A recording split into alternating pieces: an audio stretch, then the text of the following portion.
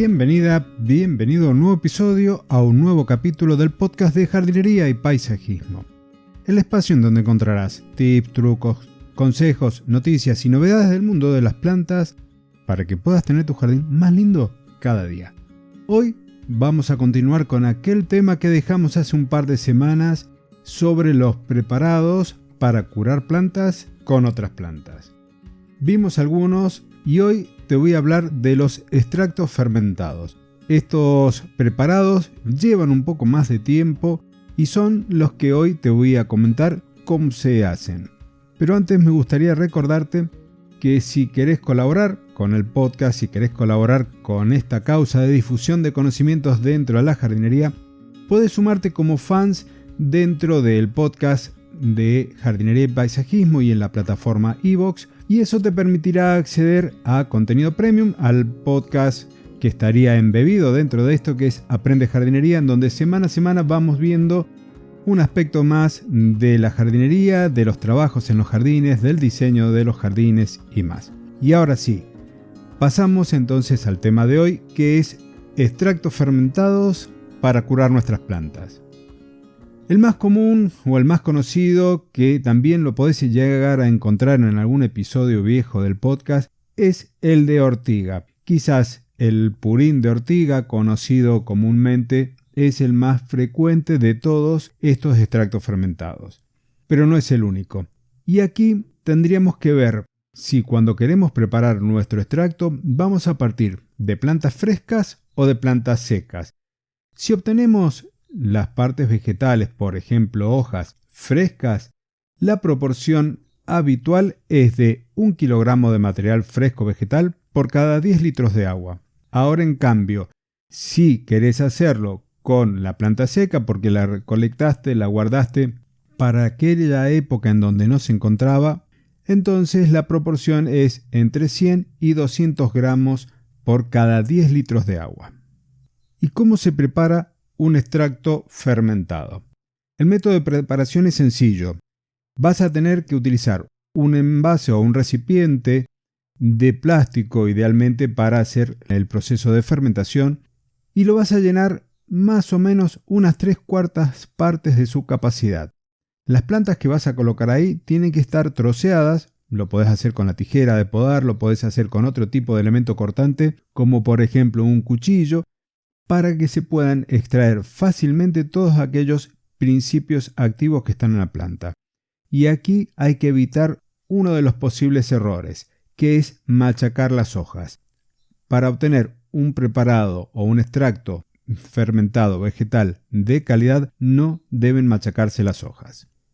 Y ahora el siguiente punto, que es de suma importancia, es controlar la fermentación. A medida que pasan los días, esto se va a empezar a descomponer, va a empezar a fermentar y van a empezar a liberar burbujas. Se va a ir haciendo como una pequeña espuma. De acuerdo a la planta que utilices, de acuerdo a las temperaturas del ambiente, puede llegar a demorar todo el proceso entre unos 5 días, una semana y hasta el mes.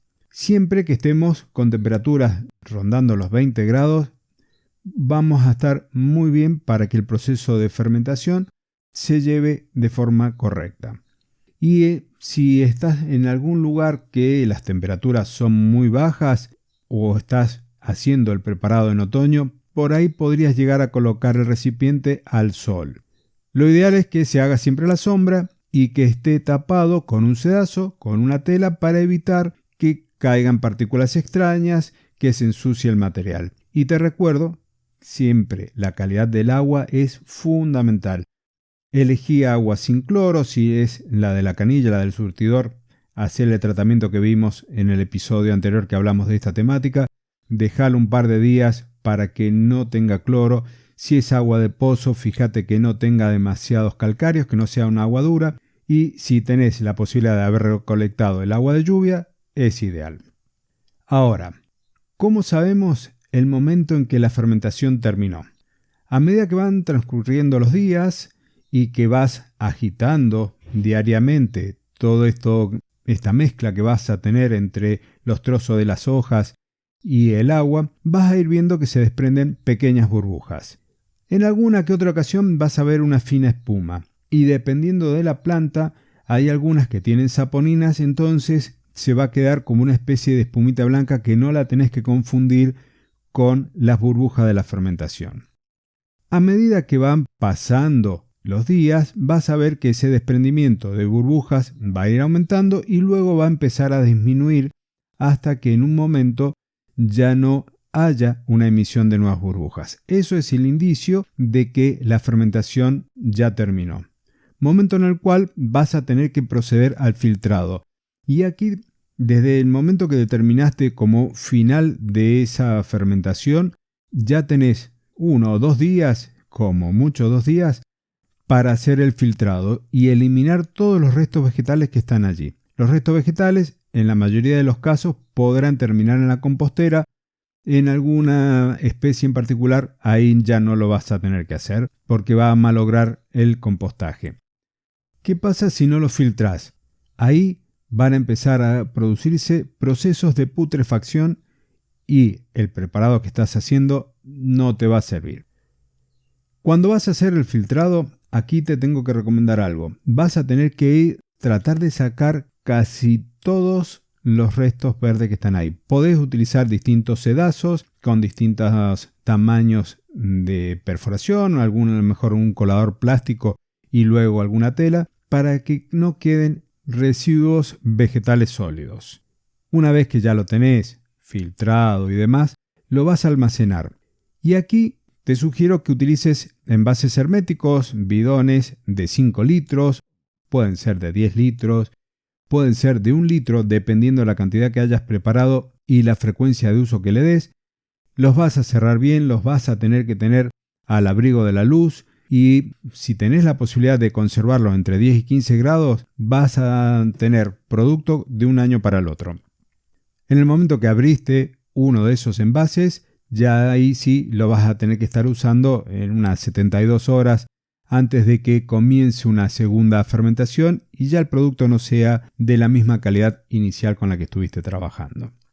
¿Qué vas a tener que tener presente al momento del envasado? Además de lo que te acabo de decir, es etiquetarlo. Y en el etiquetado tendrías que colocar el tipo de producto que tenés ahí y además vas a tener que colocar la fecha de elaboración. Esto te va a servir o te va a ayudar para conocer la vigencia del producto que has elaborado. En este caso, del extracto fermentado, que es el que estamos tratando. ¿Qué dosis vas a emplear? Eso lo vamos a ver cuando trabajemos con algunas de las plantas. En algunos casos se utilizará puro, en otros diluidos al 10%, al 5%. Todo va a depender si lo trabajamos y lo aplicamos directamente al suelo o si pulverizamos las hojas de las plantas. Pero ese detalle lo vamos a ver después con cada especie vegetal en particular. Hay otros extractos que también se pueden producir, conocidos como extractos en frío o macerados. Hay diferencias con el anterior porque consiste también en cortar la planta, como lo dijimos antes, pero se va a colocar en agua fría y se va a dejar solamente 24 horas. Las plantas que podríamos utilizar para este tipo de preparados, por ejemplo, el ruibarbo, la capuchina, la ortiga, la milenrama. Entonces, se coloca 24 horas en agua fría, luego se filtra y se aplica. Las plantas también van a tener que estar bien troceadas. En el otro eran trozos grandes, aquí son trozos mucho más finos, cortadas con cuchillo o con tijera. Y el agua que estás utilizando tendría que estar entre unos 15 y unos 20 grados centígrados. Lo haces a las 24 horas, lo filtrás y lo aplicás puro. Y por ejemplo, podríamos decir que este tipo de cosas tienen aplicaciones fungicidas o insecticidas, dependiendo de la planta, pero muy suaves. Es como para salir del paso si vos ves que estás comenzando a tener hongos, si ves que estás comenzando a tener pulgones y necesitas hacer este preparado de un día para el otro como para ya empezar con el proceso de control de forma natural, un extracto en frío o un macerado te viene muy bien para ello. Y hasta aquí entonces el episodio de hoy. Nos quedan muchas cosas para hablar, mucho para seguir tratando sobre plantas que curan plantas, pero lo dejaremos para más adelante. Hasta aquí entonces el episodio de hoy. Espero que te haya gustado. Cualquier consulta, cualquier comentario que tengas, por favor, déjamelo en las notas del episodio. Hay algunas plataformas que te lo permiten, como por ejemplo iVoox o Apple Podcast, dejar un comentario. Y de paso se agradece la valoración positiva de ese comentario porque me permite a mí llegar a una audiencia mayor, a más amantes de las plantas y de la jardinería. Nos estaremos encontrando la próxima semana en una nueva edición del podcast de jardinería y paisajismo. Hasta entonces y muchísimas gracias.